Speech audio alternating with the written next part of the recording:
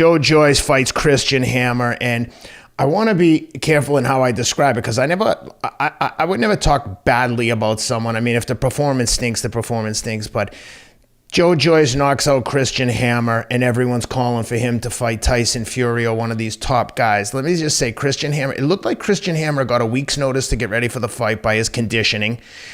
Even with that said, he still hit Joe Joyce with some overhand bombs, and Joe Joyce was a little sloppy with his technique, and Hammer kept landing shots on him. To Joyce's credit, he took the punches, but he was a better puncher.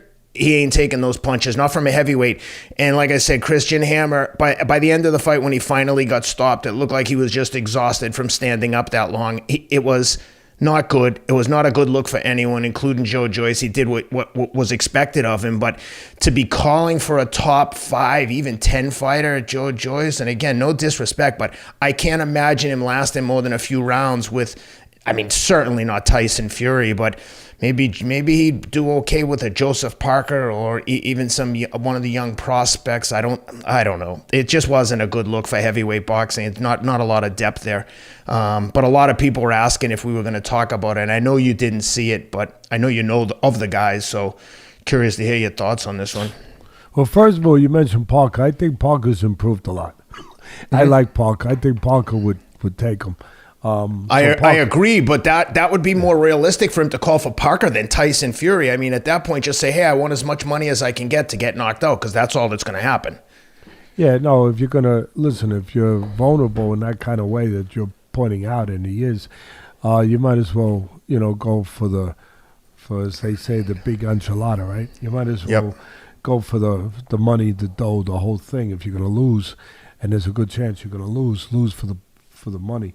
And that's management, that has to think of those things. But as far as Joyce, first of all, people should know he's an Olympic silver medalist, and he's a big, tough guy. There's no doubt about that. He takes a good shot, and he has to take a good shot because, as you said, his lacking of technique in certain areas, especially defense.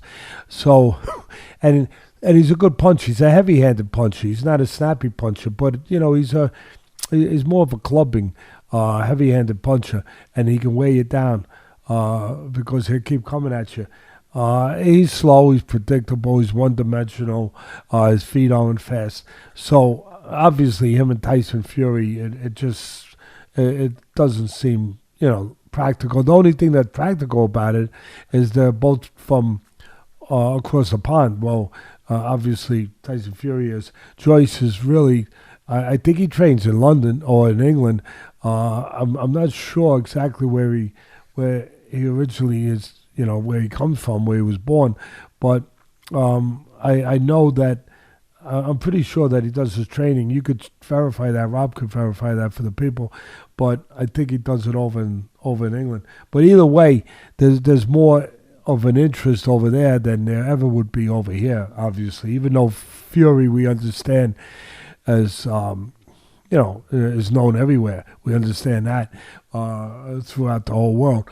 But to fight somebody like Joyce, there'd only be interest, I would think, over there. Look, they put 90-something thousand people in Wembley to see Fury with. It wound up being a non-competitive fight. Dillian White. I mean, if you could put... sorry. No, it's all right. But if you could put 90,000 something plus people in a stadium with Fury to fight Dillian White, you know what? They'll put some people in there to see Joyce too. So let's not forget the economic part of it. And 100%. And listen, the people thinking I'm taking a shot at them, and they know I love them. Our beautiful brothers and sisters over across the pond. But, you guys, all you got is snooker and darts. And so, so it's easier to get the people chomping at the bit for a fight. That it doesn't have to be, Mike Tyson and, and Joe Louis. You know what I mean? It's a little easier to do it over there. I know you got soccer. That's the universal sport. But come on, guys, really. And I know that you got the good golfers with the kilts, right? They got the best Formula One driver in the world, Lewis Hamilton. Yeah, you got that too. I mean, if he got in the ring, they'd come out to see him too. But I get everything you're saying. That's my take on it. Like I said, with Fury and Joyce, hey, listen, we don't know if Fury's going to fight, but if he fights again, you run out of opponents, marketable opponents. You have to have somebody, and he'd probably fit right in, let's be honest. So, but supposedly he retired, and he's looking to do the extravaganza, the event, the big money maker, like they did with the crossover fight with Mayweather, and of course with McGregor, where it brought in all kinds of astronomical numbers. They're looking to fight Ngannou. If he's gonna still fight after announcing his retirement, Fury would fight Ngannou and try to bring in $150 million each for them. I know that sounds crazy, but hey, McGregor made about $120 million, and I believe, if my math is right and I'm reporting it right, I believe Mayweather made close to $300 million, somewhere maybe 280, couple shillings shy, as our brothers and sisters would say over there, of $300 million. But listen, it's a lot of money, and so if he continues fighting boxers, not just UFC champions, you'll probably wind up seeing that fight. I'd venture to guess that for the 30 to 50 million, which is probably what Fury gets to fight Joe Joyce, he takes that. I wouldn't be surprised at all if they made that fight before the end of the year in Wembley or in some big stadium over there, because they could sell it out. It would do really well over there, but it would be a one-sided massacre. Yeah, I mean, he's too available. Too easy to hit, in other words. In the way that we speak in boxing, when you're available, you're easy to hit.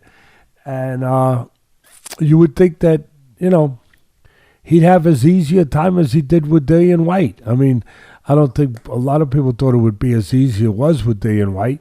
He came so unprepared. It's like he didn't understand what he was fighting. I mean, really, it was shocking. It was like Dillian White got in there, he had no idea what to do, no preparation of what to do. Go lose, I don't care, but show that you were prepared for what you were dealing with, that you knew what you would do. It's like he had no idea of the style and the abilities and the weapons that he was going to have to deal with that Fury brought to the table. I mean, it was. I tell you, for me. I was scratching my head like, how do you come in here?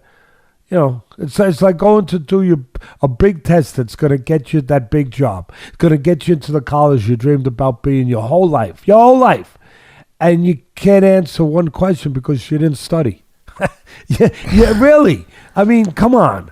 Yeah. Well, that actually, as you're describing it, it reminds me of what Christian Hammer did in that fight. It looked like he had zero conditioning. I'm telling you, by like the third or fourth round, he could barely stand up. He was getting hit with shots, don't get me wrong, but it looked like he was so exhausted. He was just like taking knees to take the count. Did he take it on quick notice, Ken? Because like I said, I didn't see the fight, and I wasn't even unless it was 24 hours notice. The conditioning was so bad it was unacceptable. Yeah, you're a professional fighter. That's what you do for money. You should be able to at least move around for 12 rounds or 10 rounds. I agree.